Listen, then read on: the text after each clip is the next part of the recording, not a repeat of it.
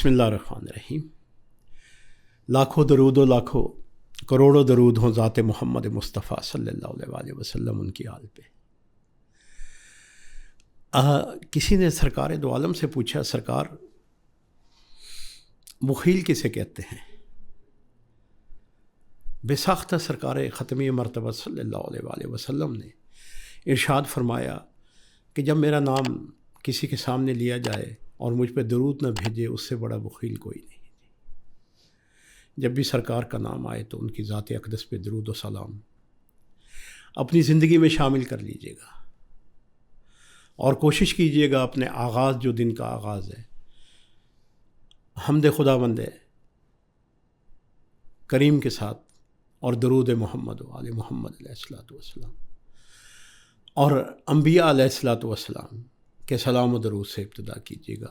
یقیناً برکتیں، رحمتیں، فضیلتیں آپ کے گھر کا دروازہ دیکھیں گی آگے انشاءاللہ۔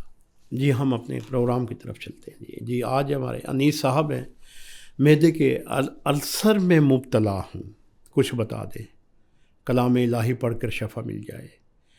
جی انیس صاحب، آپ کی جو آیات ہیں وہ آیات سورہ الشعراء سے دی ہیں آپ نے، تو مگر اس میں استخارہ آپ کا نہیں، اسی میں وہ آیت نمبر 80 آتی ہے، جب میں بیمار پڑتا ہوں تو وہی مجھے شفا دیتا ہے۔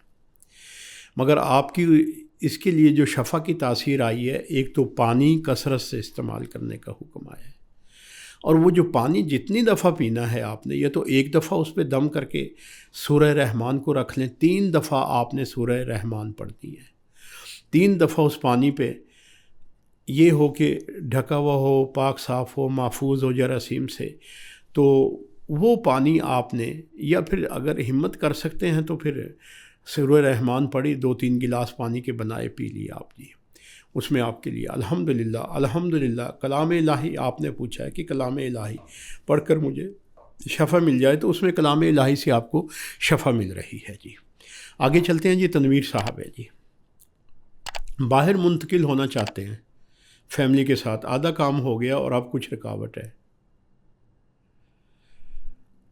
تنویر صاحب، جو آپ نے آیات بتائی ہیں وہ آیات آپ نے دی ہیں سورہ نمل سے۔ جی اب آپ کہہ رہے ہیں کہ آدھا کام ہو چکا ہے اور اب کچھ رکاوٹ آ رہی ہے۔ آدھا کام کے متعلق آپ نے یہ نہیں بتایا۔ دیکھیں، آپ جہاں جانا چاہتے ہیں، جہاں پہنچنا چاہتے ہیں، آپ کسی مقام پہ ایک منزل سے دوسری منزل پہ رکے ہوئے ہیں۔ یہ تو یہاں سے آپ کسی ملک چلے گئے ہیں، وہاں سے آگے آپ کوشش کر رہے ہیں۔ یہ استخراج قرآن بتا رہا ہے، یہ آپ نہیں بتا رہے۔ آپ مجھے کنفرم کر دیتے کہ ہم یہاں سے منتقل کہیں اور ہو گئے، آگے رکاوٹ آ رہی ہے، تو وہ مجھے آئندہ بتا دیجیے گا۔ اور سورہ فجر کی آیت نمبر 11 نماز عصر کے بعد، جی سورہ فجر نہیں، سورہ الفجر 11 مرتبہ نماز عصر کے بعد آپ سب جتنے گھر والے جہاں جس منزل پہ آپ رکے ہوئے ہیں، جہاں سے آپ نے اگلا سفر شروع کرنا ہے، اس منزل پہ رہ کے وہاں پہ 11 مرتبہ سب نے نماز عصر کے وقت سورہ الفجر کی تلاوت کرنی ہے، تاکہ اگلی منزل آپ کی آسان ہو جائے۔ جی آگے چلتے ہیں۔ جی ندیم حیات صاحب ہیں، زمین بیچنا چاہتا ہوں کئی سال سے، مگر کامیابی نہیں ہو رہی۔ جو لوگ زمین کی مجھے قیمت بتاتے ہیں وہ بہت کم بتاتے ہیں۔ جی ندیم حیات صاحب، ظاہر ہے پھر سودا بازی میں تو پھر ایسے ہی ہوتا ہے نا، خریدنے والا جو ہوتا ہے وہ چاہتا ہے مفت مل جائے، آپ یہ چاہتے ہیں کہ سونے کے بھاؤ بکے، اللہ کرے آپ کی سونے کے بھاؤ بکے۔ دعا ہے سورہ النور کا پہلا رکوع جو ہے، 6 ماہ میں آپ کو کامیابی آ رہی ہے، ساری نہیں بکے گی، کچھ حصہ بکے گا، یہ یاد رکھیے گا۔ سورہ النور اگر آپ نے پابندی سے اس کا پہلا رکوع تلاوت رکھا تو اگلے 6 ماہ میں اس میں کامیابی آ رہی ہے، اور آپ کا کچھ حصہ بک جائے گا، اور اس بک جانے سے آپ جدھر بھی جانا چاہتے ہیں، ایک بات یاد رکھیے گا، سرکار دو عالم کا ارشاد مبارک ہے، حدیث ہے کہ جب جو شخص گھر اور زمین بیچتا ہے مفلس ہو جاتا ہے، غربت آ جاتی ہے۔ اگر مجبوری ہے آپ کو زمین بیچنے کی تو جتنی بیچیں گے اتنی ہی آپ کسی دوسری جگہ پہ سستی ملتی ہے وہ خرید لیں گے۔ اگر کوئی گھر بیچ رہا ہے تو اس گھر کے بدلے میں گھر ہی خریدے گا، اس پیسے کو بزنس میں نہیں لگائیں گے۔ وہ کبھی بھی پیسہ آج تک دیکھ لیجئے گا جی، 1 سال 2 سال 3 سال 4 سال بزنس چل جائے گا، اس کے بعد جو ہے فرمان رسول ہے جی، گھر اور زمین کو فروخت نہ کرنے کا حکم ہے۔ اگر فروخت کرنی ہے تو اس کے بدلے میں اگر آپ نے اپنی ضرورت پوری کر لی ہے، جو پیسہ بچے گا اس سے زمین ہی خرید لیجئے۔ اگر آپ نے 10 مرلے کا گھر بیچا ہے تو اس کے بدلے میں جو پیسہ بچتا ہے 1 مرلہ ہی خرید لیجئے گھر کے لیے۔ یقین کیجئے گا سرکار کا فرمان ہے کہ ہم اسے رزق دیں گے، ہم اسے برکتیں دیں گے۔ کوشش کیجئے گا بیچ کے کسی کام میں نہ جائیے گا، ورنہ عموماً آپ اپنے ارد گرد دیکھیے گا بیچنے والے نقصان میں رہے ہیں جی۔ آگے چلتے ہیں جی، آگے ہمارے پاس ہے جی کوثر بی بی جی۔ بیٹی کو دورے پڑتے ہیں، علاج بھی کروایا مگر آرام نہ ملا، روحانی علاج کی بھی کوشش کی، وہ کہتے ہیں سایہ ہے۔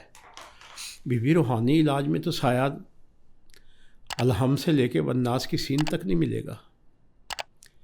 اصل میں میڈیکل پرابلم ہوتے ہیں اور انہیں نہ جاننے والے لوگ جہاں بھی آپ گئے ہوں گے، جس کے پاس بھی گئے ہوں گے، آپ اپنے یقین کے ساتھ گئے ہوں گے، اب اسے نہ سمجھ آئے تو اس نے دوروں کو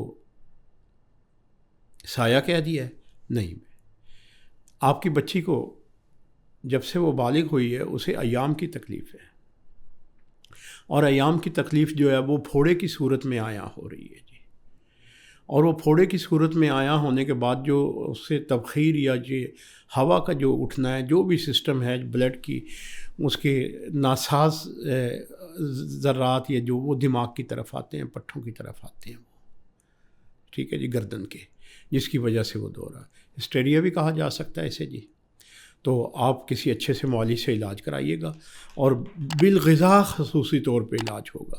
بچی کو آپ ایسا یہ ہوگا، پانی بہت زیادہ استعمال کروائیے گا، شہد کا استعمال، کلونجی کا استعمال، اور اب اس میں جو کوثر بی بی آپ کے لیے جو بیٹی کے لیے وظیفہ آ رہا ہے، سورہ ملک کا پہلا رکوع پڑھیے گا، کیونکہ ایام کی تکلیف میں مبتلا ہے، تو گرم پانی دیجیے گا شہد یا کلونجی کے ساتھ جی، اور اس پہ سورہ ملک کا پہلا رکوع پڑھ کے دیجیے گا انشاءاللہ۔ یہ اور بھی میری بیٹیاں بچیاں سن رہی ہیں تو ان کے لیے بھی یہ ایک تحفہ ہے قرآن کا جی، کیونکہ یہ تکلیف اس سورہ ملک کے پہلے رکوع سے اللہ تعالیٰ دور کر دیتا ہے جی۔ آگے ہیں جی انیلا بی بی۔ بچے ساری رات جاگتے ہیں اور تعلیم پہ توجہ چھوڑ گئے ہیں، سکول کے نام سے ڈرتے ہیں، میں بہت پریشان ہوں۔ بی بی کہیں بچے آپ نے موبائل تو نہیں لے کے دے دیا آپ نے انہیں، یا وہ کیا کہتے ہیں جو جس پہ وہ گیمیں، وائی فائی یا کوئی ایسی چیزیں جی، آپ ان کا ٹائم شیڈول بنا دیجئے، ٹائم ٹیبل کوئی انہیں فکس کر دیجئے، ان کا خیال کیجئے، اور دیکھیے اگر ایسی بات ہے تو اس کی طرف آپ توجہ دیں گے، اور سورہ اعلیٰ پہ لگا دیں انہیں جی۔ آپ انہیں اکٹھا کر کے بٹھا کے صبح اٹھا کے اسکول جانے سے پہلے، جیسے ایک کلاس میں کوئی چیز پڑھائی جاتی ہے، آپ انہیں زبردستی پڑھائیے گا سورہ اعلیٰ۔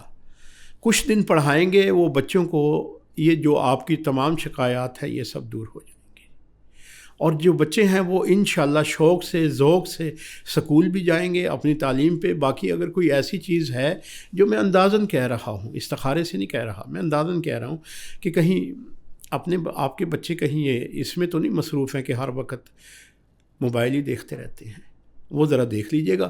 باقی سورہ اعلیٰ پہ لگا دیجئے گا، اور بات آپ کی مان جائیں گے۔